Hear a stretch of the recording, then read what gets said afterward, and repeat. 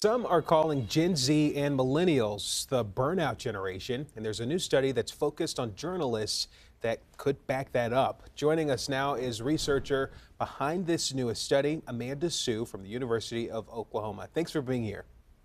Thank you for having me. So, your study identifies burnout as chronic workplace stress that has not been successfully managed. I'm sure a lot of people can relate. Can you tell us about your findings in the study? Yeah, so I kind of started this study because was fresh out of college at 21 years old when I started my first job in TV news and just remember feeling so burnt out in my first couple of months. And I was wondering to myself, why isn't there any help or practical resources out there to help journalists like me? And so when I got out of news and went into grad school, I went on a mission to really find that solution for myself. And so what I did was conduct interviews with 25 Gen Z TV journalists, so between 18 to 27 years old. And from what I found, burnout is a big thing. 23 out of 25 of my participants all said that they were experiencing burnout, which is really shocking because they are only in the first few years of their career. Sure. Yeah, that is very shocking to see. Can you tell us some of the reasons that some of these journalists are telling you that they are experiencing burnout so soon? Yeah, and so the really big thing that came back for my set of journalists is that they are all doing more with less now. The demand for news content has increased, but the pay, the resources, the staffing just hasn't kept up. And so for all of my participants, they all said that doing more with less and not having that sufficient support at work was a really big reason to why they experienced burnout at their news stations.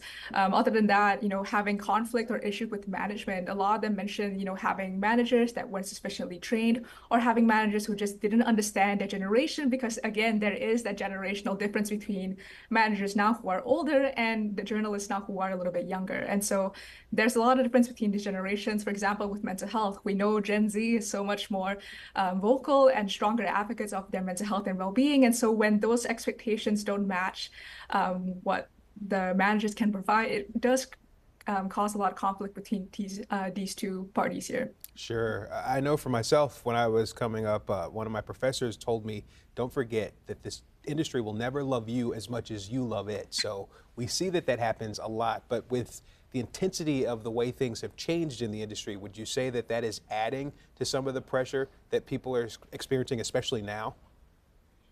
Yeah, and so that's actually, ties into my finding, which is what makes burnout so different for these Generation Z journalists is, again, the industry has changed so much.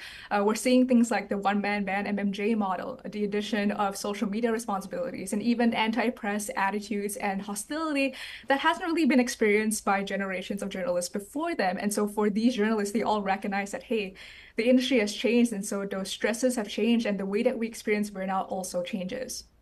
So what are you suggesting to people to help them get through those challenges that they may be facing in this industry or others that may also experience the same kind of burnout?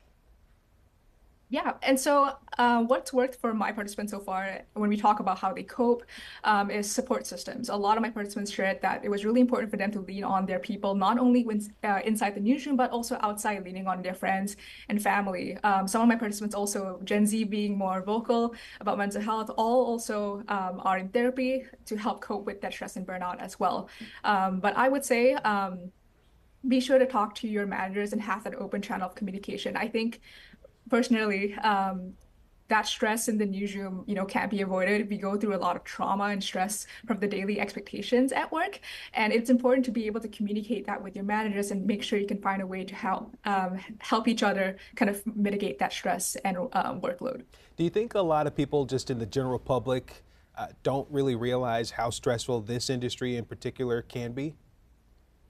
I think so. I think one of the reasons, again, they see what's in front of them on TV, and so they don't really know to the full extent of what goes behind the scenes to get to this point. At the same time, I think journalists as well, we're all very resilient people.